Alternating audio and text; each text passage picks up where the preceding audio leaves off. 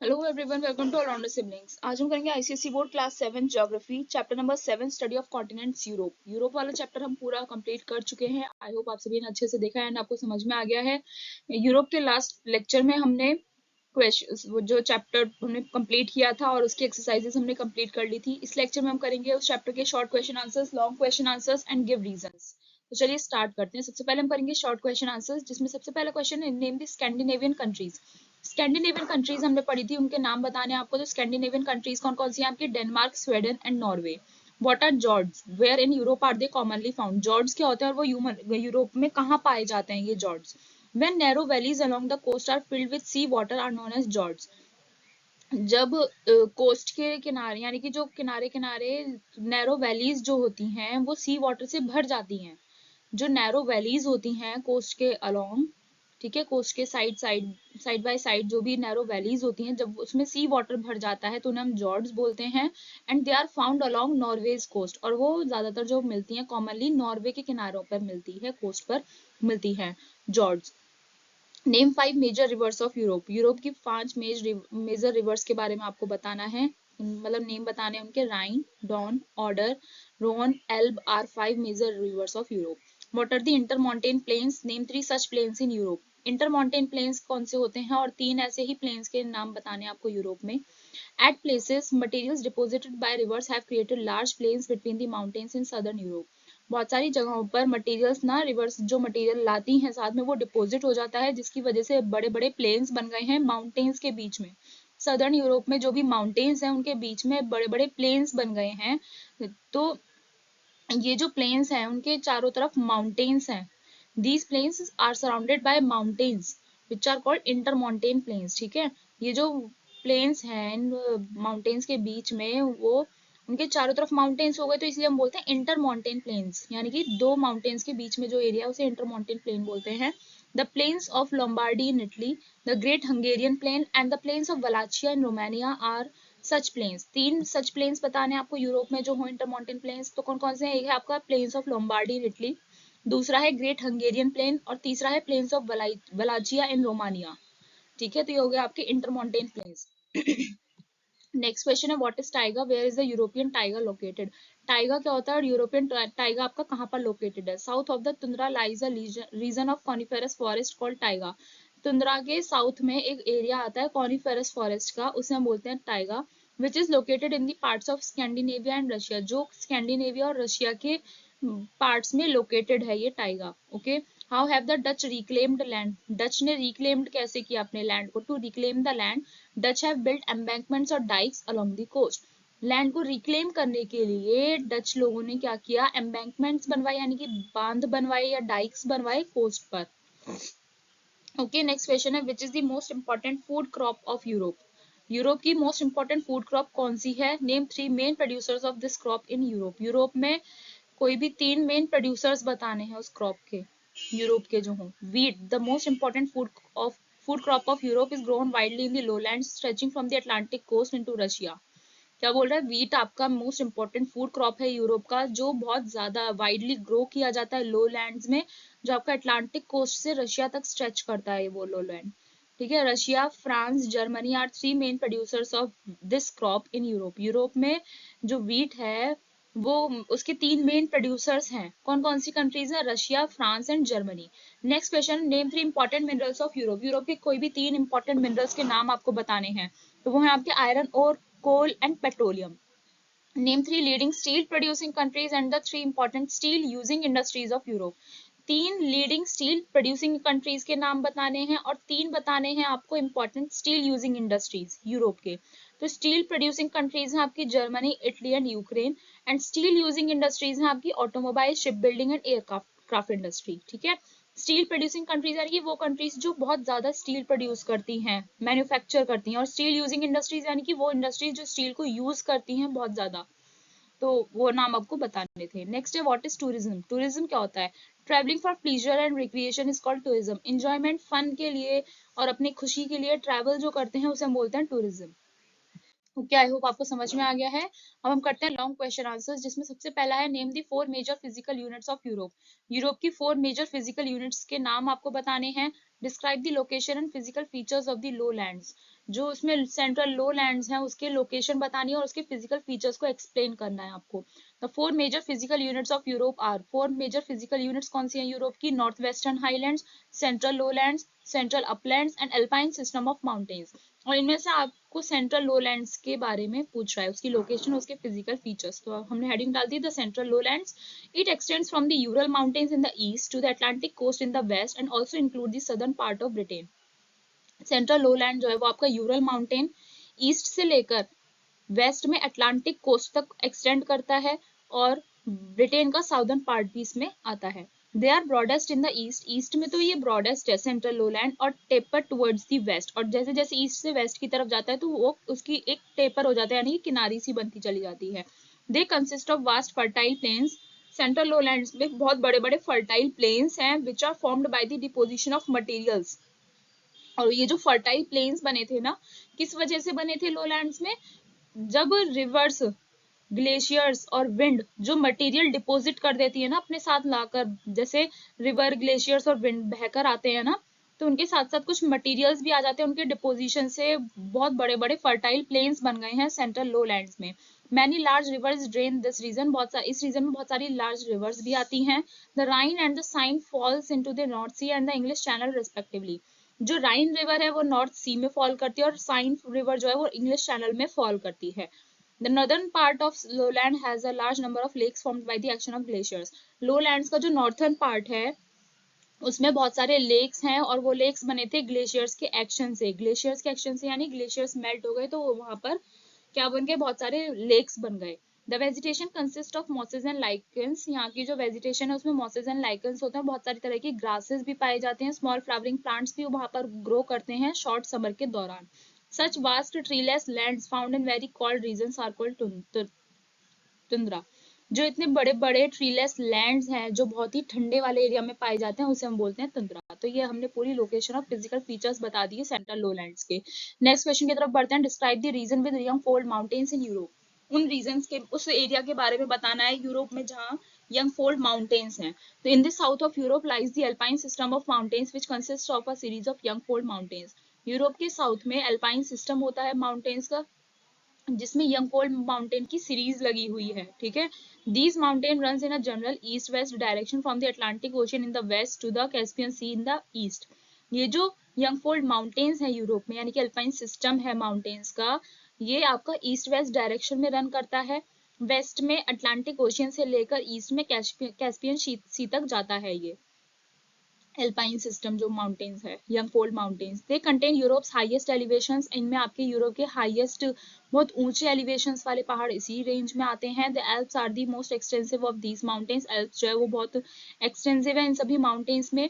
Mount blank is the highest peak of the Alps. Alps में सबसे highest peak वाला कौन सा माउंटेन है आपका? Mount Blanc. Mount Elbrus is a volcanic mountain in the Caucasus. Mount Elbrus जो है वो आपका वॉल्केनिक माउंटेन है कॉकेसस में। And places materials deposited by rivers have created large plains between the mountains in southern Europe. These plains surrounded by mountains are called intermountain plains. ठीक है, intermountain planes हमने अभी पढ़ा क्या होते हैं। तो कुछ जगहों पर जो रिवर्स अपने साथ मटेरियल ले आते हैं उसके डिपोजिशन की वजह से बहुत बड़े बड़े प्लेन्स बन गए हैं, बहुत सारी बड़ी बड़ी जगह बन गई हैं माउंटेन्स के बीच में साउदर्न यूरोप में। और इन्हीं प्लेन्स के चारों तरफ माउंटेन्स हैं जिन्हें हम बोलते हैं इंटरमाउंटेन प्लेन्स। नेक्स्ट क्वेश्चन है, mention the main features of agriculture in Europe, name the main food and cash crops. Agriculture, Europe में जो एग्रीकल्चर उसके मेन फीचर्स आपको बताने हैं और वहाँ उस टाइम के उनके मेन फूड क्रॉप्स और कैश क्रॉप्स के बारे में आपको उनके नाम बताने हैं। Agriculture is of the intensive type. ठीक है, एग्रीकल्चर यहाँ पर इंटेंसिव टाइप का होता है। Intensive types means with small farms, small farm होते हैं यहाँ पर। Maximum use of land, maximum use of land किया जाता है। And high crop yield per unit area यहाँ पर होता है। इंटेंसिव टाइप का एग्रीकल्चर यहाँ पर यूज किया जाता है यूरोप में। The use of fertilisers is very high. Fertiliser का यूज बहुत ज्यादा किया जाता है। Irrigation facilities are available where required. जहाँ जहाँ इरिगेशन फैसिलिटीज की जरूरत है वहां पर ये अवेलेबल हैं। Mix farming and crop rotation are commonly practice. Mix farming और क्रॉप रोटेशन को कॉमनली प्रैक्टिस यहाँ पर करी जाती है। मिक्स फार्मिंग में क्या होता है, cultivation of crops is combined with animal rearing, यानी कि क्रॉप्स को कल्टीवेट करने के साथ साथ एनिमल रेयरिंग भी करी जाती है, उसे बोलते हैं mix farming. And crop rotation में क्या होता है, selected crops are grown one after the other on the same piece of land to make maximum use of the soil while maintaining its fertility। selected crops को grow किया जाता है और एक के बाद एक उसकी उसी सेम पीस ऑफ लैंड पे क्या करते हैं, एक के बाद एक, मतलब जैसे एक क्रॉप ग्रो हो गई फिर दूसरी तरह की क्रॉप ग्रो करी जाती है, फिर अलग तरह की क्रॉप ग्रो करी जाती है। ऐसे किया जाता है ताकि ज्यादा से ज्यादा सॉइल का यूज किया जा सके और उसकी फर्टिलिटी भी सॉइल की बरकरार रहेगी, सही रहेगी। मेन फूड क्रॉप्स है वहाँ के वीट, बार्ले, राई, ओट्स, पोटैटो एंड मेज। एंड आपका फ्लैक्स एंड शुगर बीट है यहाँ की मेन कैश क्रॉप्स है। फूड क्रॉप और कैश क्रॉप क्या होता है चैप्टर में बताया था, कमेंट सेक्शन में जरूर बताना क्या होते हैं। नेक्स्ट है given account of the important agro based industries of Europe. Europe की जो इंपॉर्टेंट एग्रो बेस्ड इंडस्ट्रीज हैं उनके बारे में आपको बताना है। Industries producing dairy products, sugar, wine, vegetable oils etcetera are the main important agro based industries of Europe. Europe की मेन एग्रो बेस्ड इंडस्ट्रीज जो बहुत इंपॉर्टेंट हैं तो कौन कौन सी हैं, वो इंडस्ट्रीज हैं जो डेयरी प्रोडक्ट्स बनाती हैं, शुगर बनाती हैं, वाइन, वेजिटेबल ऑयल्स, इस ये सब प्रोडक्ट्स जो इंडस्ट्रीज बनाती हैं वो main important agro based industries हैं यूरोप की। Most of the world beet sugar comes from Europe. पूरे वर्ल्ड की जो मोस्ट ऑफ बीट शुगर है वो कहाँ से आती है, यूरोप से आती है। The dairy industry is well developed in the north west specially in Denmark, UK, Netherlands, Germany and France. जो डेयरी इंडस्ट्री है वो नॉर्थ वेस्ट में बहुत ज्यादा अच्छे से डेवलप्ड है डेयरी इंडस्ट्री, स्पेशली कहाँ पर, नॉर्थ वेस्ट में भी, Denmark, UK, Netherlands, Germany and France. Switzerland is also noted for its dairy products. Switzerland को भी उसके डेयरी प्रोडक्ट्स के लिए जाना जाता है। The Mediterranean countries specialise in the production and export of olive oil, wine, preserve fruit and fruit juice. Mediterranean countries जो हैं वो स्पेशलाइज्ड है, यानी कि उन्होंने उनका मेन चीज क्या है, वो olive oil, wine, preserve fruit and fruit juice को प्रोड्यूस करते हैं और एक्सपोर्ट करते हैं। तो ये यहाँ की इंपॉर्टेंट एग्रोबेस्ड इंडस्ट्रीज के बारे में था, कहाँ की, यूरोप की। नेक्स्ट क्वेश्चन है right about any 3 places in Switzerland that attract many tourist. Switzerland का हमने केस स्टडी पढ़ा था, टूरिज्म इन स्विट्जरलैंड पढ़ा था ना, उसमें बहुत सारी प्लेसेस पढ़े थे हमने, तो उनमें से कोई भी 3 प्लेसेस आपको स्विट्जरलैंड में बताने हैं जो टूरिस्ट को अट्रैक्ट करते हैं, कोई भी 3 आप लिख सकते हैं। तो सो आंसर क्या होगा, 3 places in Switzerland that attracts many tourist are, first है the Matterhorn. It is recognised easily by its steep faces and pointed peak. Matterhorn जो है उसे आप इजीली पहचान सकते हो, उसके स्टीप फेस होता है और पॉइंटेड पीक होता है। It is one of the highest and most famous peak of the Alps. ये वन ऑफ द आपका क्या है, highest and most famous peak है एल्प्स का। कौन सा, the Matterhorn. It lies on Switzerland border with Italy. ये जो मैटरहॉर्न वाला पहाड़ है ये कहाँ, स्विट्जरलैंड के बॉर्डर पर आता है इटली के साथ। स्कीइंग फैसिलिटीज यहाँ पर अवेलेबल होती है विंटर में। समर एक्टिविटीज में आता है आपका hiking, biking, climbing and glacier skiing, आसपास के माउंटेन्स में करवाई जाती है। बर्न सेकंड प्लेस है, ये स्विट्जरलैंड की कैपिटल है, which has Switzerland tallest cathedral. यहाँ पर स्विट्जरलैंड का टॉलेस्ट कैथेड्रल है और एक क्लॉक टावर है जिसे हम ज़ाइड ब्लॉक बोलते हैं, और इसमें मूविंग वुडन फिगर है जो बेल को बजाती है, रिंग करती है। नेक्स्ट है राइन फॉल्स, एक 150 मीटर वाइड वाटरफॉल है राइन पर। कहाँ पर है, स्कैफोजन पे, जहाँ पर रिवर जो आपकी एक लेज ऑफ रॉक से गिरती है। वाटरफॉल आपको पता ही है ना, बहुत बड़ा सा पत्थर होता है उससे वाटरफॉल होता है।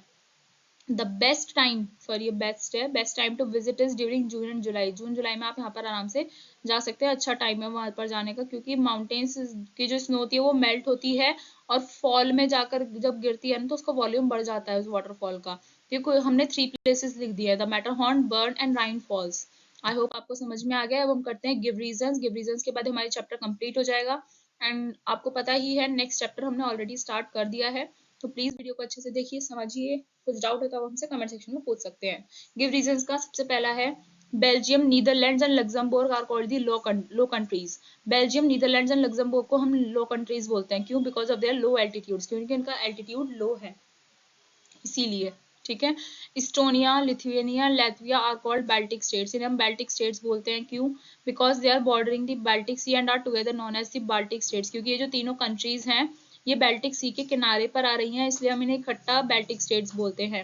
The Ural Mountains and the north western highlands of Europe are not very high or steep. Ural Mountains और नॉर्थ वेस्टर्न हाईलैंड्स जो हैं यूरोप के, वो बहुत ज़्यादा हाई नहीं है, ना ही बहुत ज़्यादा स्टीप है, because they have been eroded by rivers and glaciers over millions of years. ज़्यादा हाई इस वजह से नहीं है क्योंकि मिलियंस ऑफ ईयर्स से क्या हो रहा है, रिवर्स और ग्लेशियर्स की वजह से ये जो यूरल माउंटेन्स और नॉर्थ वेस्टर्न हाईलैंड्स हैं यूरोप के, वो इरोड होते जा रहे हैं, यानी कि रिवर्स और ग्लेशियर्स के पानी के बहाव की वजह से इसे का गहराई जो है वो घटती जा रही है। नेक्स्ट है, in western Europe agriculture is of intensive type. Western Europe में एग्रीकल्चर इंटेंसिव टाइप का यूज किया जाता है। क्यों? Because they have small farms, क्योंकि इनके स्मॉल फार्म्स हैं, मैक्सिमम यूज किया जाता है लैंड को, और high crop yield per unit area यहाँ का निकाला जाता है। नेक्स्ट है, Europe rivers are important for transportation. Europe की जो रिवर हैं वो ट्रांसपोर्टेशन के लिए बहुत जरूरी हैं। क्यों? Because they are navigable and serve as inland waterways. क्योंकि यूरोप की रिवर इसलिए जरूरी है ट्रांसपोर्टेशन के लिए, क्योंकि ये नेविगेबल है, यानी कि यहाँ से आवाजाही कर सकते हैं, सामान का इम्पोर्ट एक्सपोर्ट हो सकता है, और ये एक इनलैंड वाटरवे का काम करती है यूरोप की rivers. Fishing is an important occupation in Norway, Iceland, UK and Russia. Fishing आपका एक इम्पॉर्टेंट ऑक्यूपेशन है, इम्पॉर्टेंट बिजनेस है नॉर्वे, आइसलैंड, यूके और रशिया में, because rich fishing grounds are located in the Dogger Bank in the North Sea and off the coast of Norway and Iceland. क्योंकि ये important occupation इसलिए है क्योंकि बहुत रिच फिशिंग ग्राउंड्स, यानी कि जहाँ पर फिशेज अच्छी खासे अमाउंट में मिलती हैं, वो आपके डॉगर बैंक नॉर्थ सी में लोकेटेड है, और नॉर्वे आइसलैंड के किनारे पर भी पाई जाती हैं। नेक्स्ट है, forest based industries are well developed in Norway, Sweden, Finland and Russia. Forest based industries जो हैं वो आपकी वेल डेवलप्ड है Norway, Sweden, Finland and Russia का, because they are well developed in the tiger forest belt. क्योंकि ये किसके पास आती है? टाइगर फॉरेस्ट बेल्ट में आती हैं ये तीनों चारों कंट्रीज। ओके, इसीलिए। नेक्स्ट है, tourism is a major industry in Switzerland. Tourism आपका एक मेजर इंडस्ट्री है स्विट्जरलैंड में, because of its natural beauty and to avail various recreational facilities that it offers. क्योंकि टूरिज्म इसलिए बहुत अच्छा है स्विट्जरलैंड में, क्योंकि यहाँ की जो नेचुरल ब्यूटी है उसकी वजह से बहुत सारे टूरिस्ट इसकी तरफ अट्रैक्ट होते हैं, और हर साल लाखों में लोग यहाँ पर घूमने आते हैं स्विट्जरलैंड में। और यहाँ की जो बहुत सारी रिक्रिएशनल फैसिलिटीज यहाँ पर प्रोवाइड करी जाती हैं, जैसे स्कीइंग, हाइकिंग, बाइकिंग, क्लाइंबिंग, ये सब हमने पढ़े थे ना, तो उसकी वजह से लोग यहाँ पर घूमने आते हैं। तो ये गाइस, ये चैप्टर आपका यहाँ पर कंप्लीट हो गया है। नेक्स्ट लेक्चर में मिलेंगे जिसमें हमने चैप्टर नंबर आपका 9 ऑस्ट्रेलिया ऑलरेडी स्टार्ट कर दिया है, study of continents Australia. I hope आप सभी ने देखा है, आपको समझ में आ गया है। मिलते हैं नेक्स्ट वीडियो में नेक्स्ट लेक्चर के साथ। Thank you.